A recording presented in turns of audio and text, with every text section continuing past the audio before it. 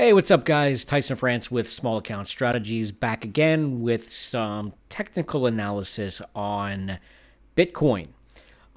So, looking at the weekly chart here, now that we have digested the ETF approval mania and gone through that whole process and watched it run all the way up to pretty much exactly $49,000 and to be immediately rejected by the, depending on where you draw the Fibonacci level, it was rejected right at the 618, which is to be expected for sure. Not only is that a typical Fibonacci retracement rejection level, but we were also running into horizontal resistance from back here in early 2022. So just looking at some broad concepts here, sort of a 30,000 foot view at Bitcoin on the weekly, we can see that our general uptrend, this light dotted green line here, I'm actually going to make that a little bit thicker so you can see it a little bit better. Our general uptrend is still very much intact. The problem is there is a lot of airspace between where we're at now and where that uptrend is. So if we also activate our 50, 100, and 200-day moving averages, you can see those are also all down here, right around this previous level of resistance and now is likely support. So, again, now that the ETF craziness has been more or less flushed out, I'm sort of hesitant to say that it's completely flushed out of the system. I'm trying to deactivate these moving averages, but I can't seem to turn them off. Now we'll just leave them on for a minute. Oh, there they go. Okay, turn those off. All right. So if you look at the chart without any drawings, if I zoom out here and I'm just looking at this and I have no idea what chart this is or what I'm looking at, if I'm just looking at it from a candlestick perspective, I would say that this chart is about to roll over. And Bitcoin does, once it hits a peak, typically have a 30% correction. And if we measure from where it topped out at $49,000, a 30% rejection, it's already down roughly about 15. Well, where it's at right now is about 13%, but it went down to a little over 15%. A 30% correction, 30 to 35%, would bring us down to somewhere around $32,000 to $34,000. And I have to be honest, that seems entirely plausible. Now, I don't know what time frame that would occur in. I don't know if it would be a quick V-shaped dip and then a really quick snap back up and head towards breaking out again, or if this would be one of those things where it comes down, consolidates for a little bit, and then moves back up later in the summer. But this is essentially the gap that we are dealing with right here. If I take, let's see, triangle tool. If I take the triangle tool and basically fill in the area that we're talking about here, this is basically what we're dealing with, this area right here. Now, in terms of healthy moves, it would be better if we came down into this region and hung out for a little bit and maybe even came close to testing this line. But if we do that, we're talking about, April of this year. So we could be down in this region for about 3 months, which is, I gotta say, it's entirely expected. Like it's entirely plausible that this comes down into this region, and I don't know where any of my tools are right now. Where is? There you are. So just draw like rough, you know,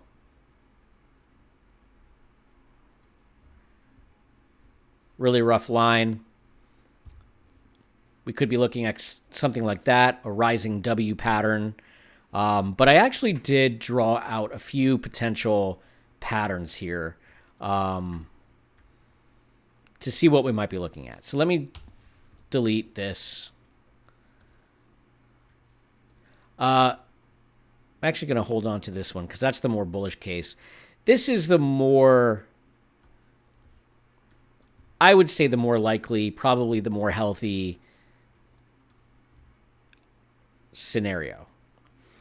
So we come down, we break below this wedge. It's actually a pennant that we're forming right now. A pretty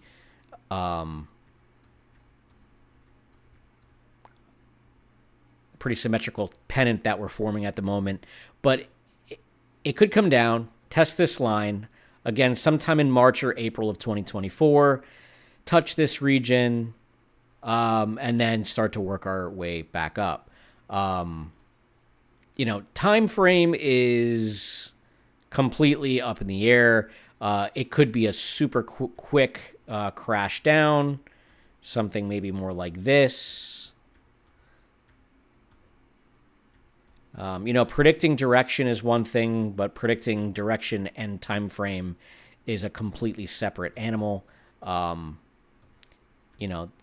pattern in which this might form is anyone's guess.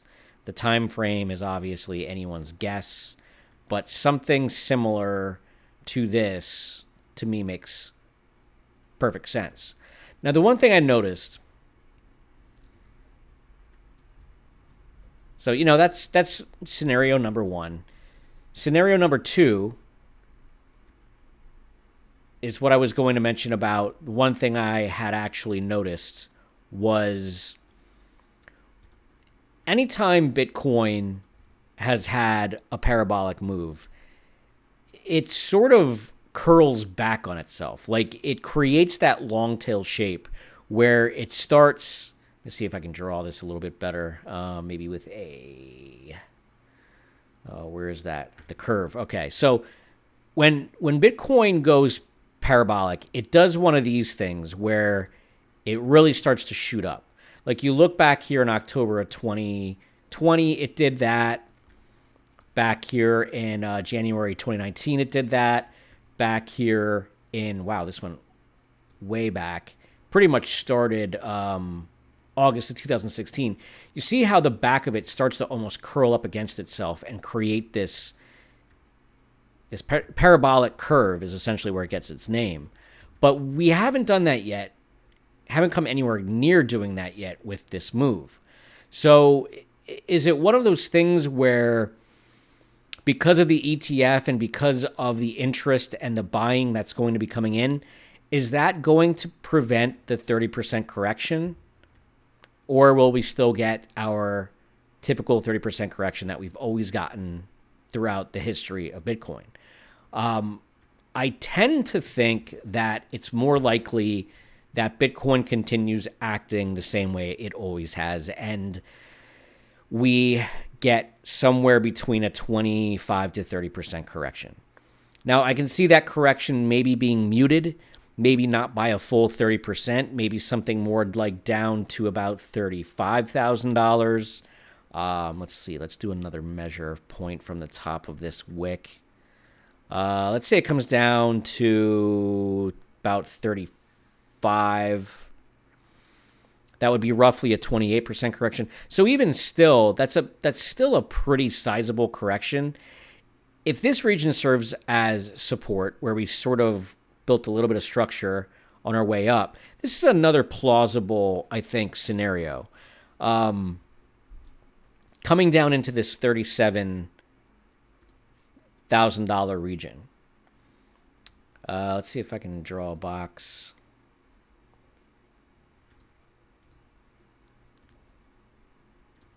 If we came down maybe more into this region, which on our most recent Fibonacci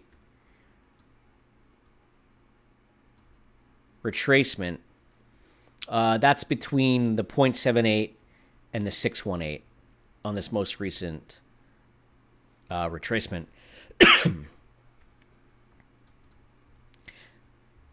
So again, maybe we get sort of half a one and six a dozen of another, or yes, maybe we get half a dozen of one and six of another sort of situation where the launch of the ETF sort of suppresses the size of the correction that we'll get. And it does retrace, but not quite as far as it would have without the buying interest that we'll see. Or, something like this. Like if it comes down into this region, I could see that sparking a lot of buying. That's why, you never want to second guess what an asset has always done. We have a lot of data on Bitcoin, not a ton, but we have enough to expect what sort of behavior it's going to have at any period of time. And, this is one of those scenarios where it would make more sense historically for it to retrace. And then maybe we get that parabolic move. We could even combine these two drawings almost into something like this.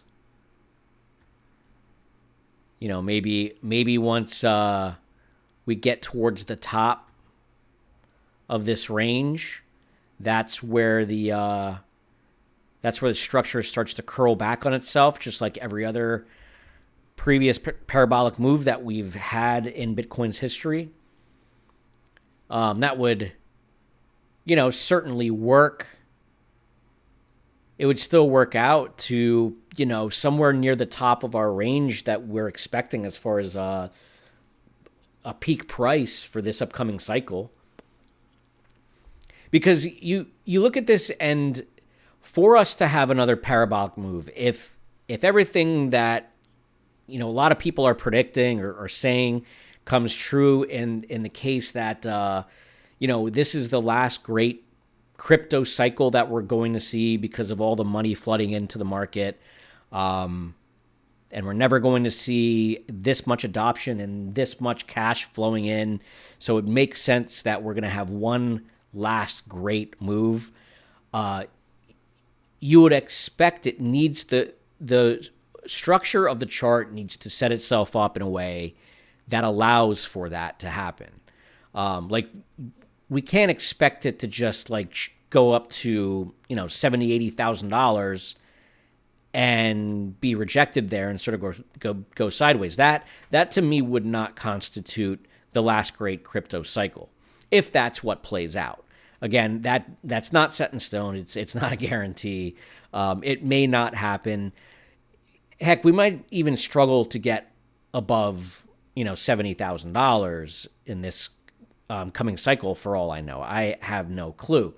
I don't think that's very likely, but it's always a possibility. But when you look at the structure of the chart, for us to have that blow-off parabolic move that you would hope would happen, it's got to start within this range, I would say. Between now and this summer, maybe beginning of the fall, I would expect a super large run-up to occur. What happens after that? I don't know. Do we still get the same size correction once we get this massive run-up? I've been comparing, as has a lot of people, I've been comparing Bitcoin to gold's price since the launch of the ETF. And I think I'm going to do a separate video on this, but just looking back on the day that gold's ETF was launched. So that was, I think it was Monday, November 14th of 2004. So you look at the price of gold. This is not the gold ETF. This is the price of gold. Gold was running up in anticipation, I would assume. So 2004, I don't know what I was doing, but I definitely wasn't trading anything or buying and selling stocks. I know I was living in Florida, probably working 60 or 80 hours a week. But anyway, Monday, November 15th, 2004 was the approval of the gold ETF. So gold was running up into that news. For 3 more weeks, it sort of created a new high, and then it retraced. It retraced for several weeks, actually a few months. It bottomed in February of that following year, 2005. And then for 304 days, sort of went sideways. It did not create a new high after that ETF launch until September of 2005. So 60 days shy of a full year. It took 9 months for us to create a higher price after the high was put in post-ETF. So again, I'm not going to delve on this too much, but it just goes to show, if we go back to Bitcoin, it is entirely plausible. It is entirely plausible that we do something similar. You know, it's also possible that Bitcoin could run up still to, the $50,000 range. I was hoping that it would come closer to the $50,000 range and sort of hang out there for a little bit, and at least try to break through before coming down again, instead of this long wick that we got running up to 49 and being immediately rejected. That could also be manipulation. It could be suppression to allow others to get into the market, to not allow the price to run up too high before, things are ready. That could also be the case. But, if we ran up to, say, $50,000 within the next month or so, and then it takes 300 some days for us to create a new high, we're talking about December of this year, which is a complete possibility. I could see another scenario where, let's just draw another set of arrows here.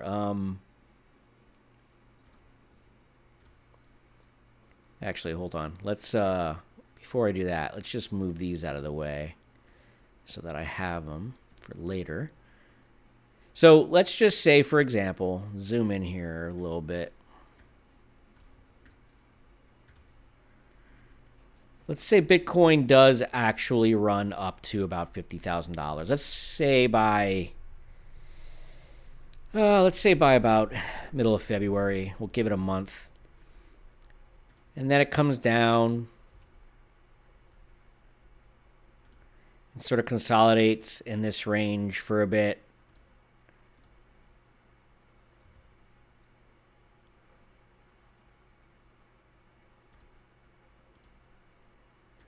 And then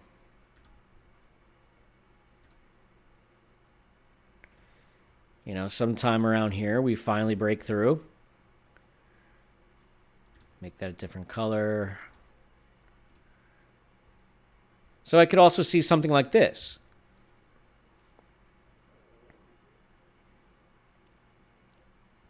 I think that's entirely plausible as well. And I actually think, well, I shouldn't say I actually think.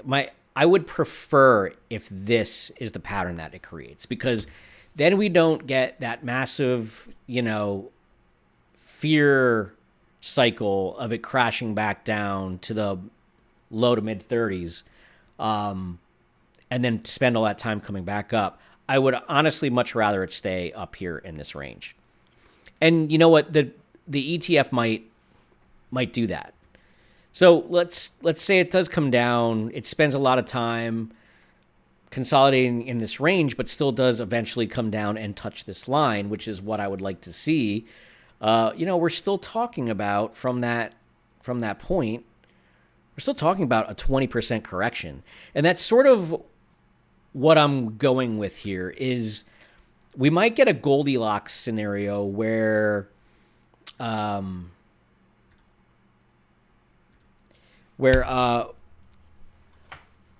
get a correction, but it's not nearly as bad as our typical 30% corrections. And a 20% I think would be entirely expected, maybe even almost wanted, because that would create a lot of healthy structure, and then we go higher. And that could all play out by the fall. And I think an all-time high being created sometime in the fall would be the best possible thing we could ask for, because that'll give the ETF time to build steam. Everything else will shake out. Hopefully we don't get any black swan events between now and then. It is an election year, so there's that to sort of factor in. Historically, I believe the markets do typically sell off. I believe it's the October before a presidential election because of the uncertainty surrounding that. So, yeah, we could see something where it runs up through the summer, and then September, October, we try to put in a new high, and that starts coinciding with with the presidential election, and all of a sudden, now we're looking at maybe a massive correction of some sort, and we do one of these things.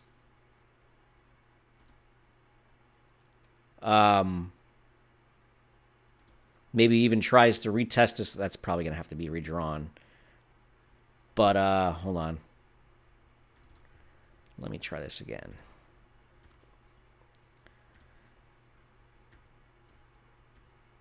But I could see something where, let's say, for example, it actually does something where it comes down and actually retests or tries to retest this line.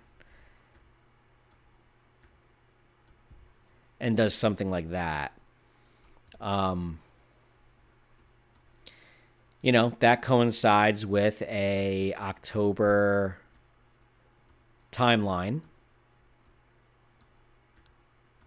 I don't know that really plays out the way I would expect it to. Because it could break above this line and retest it at some point. Like, actually, if I redrew this, if it did something like this, where it broke above this line, retested it,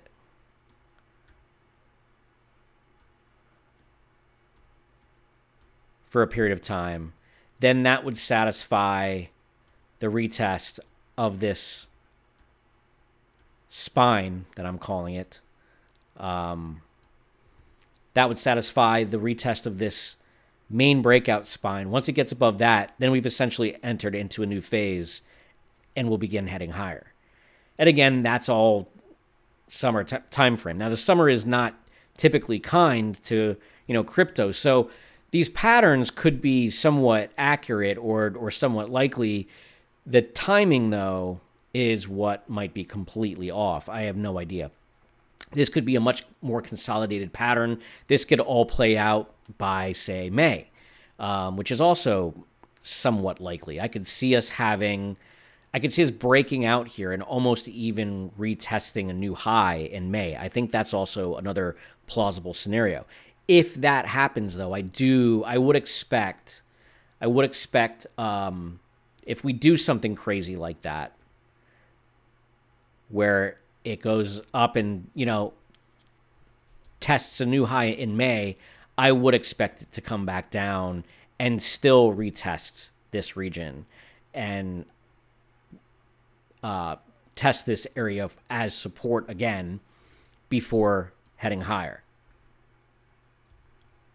So again, there's a number of ways this can play out. I think this purple line, the one that we just drew, is probably my preferred scenario. I would like to see it stay above, say, 39.40. If it could stay above 40 and then have a shakeout, like I could kind of see us staying above 40 for months and then being like, you know what? It's showing weakness. It's going to break down. It's going to test below 40. It's going to touch this line, this uptrend that we started way back in last January. So over a year ago, we started this uptrend. It comes back, it tests this line, and then boom, shoots up, and we are off to the races again. I think this scenario right here is the one that I would personally be rooting for. So that's the most likely. Anyway, it did run up today. Let's go back, or actually it would have been yesterday. But it did come down and touch this line on this pennant that we're forming. Pennants, you just never know which way it's going to go. But yeah, it touched the bottom of this pennant range. It's now struggling with the middle of that range. We'll see where it goes from here.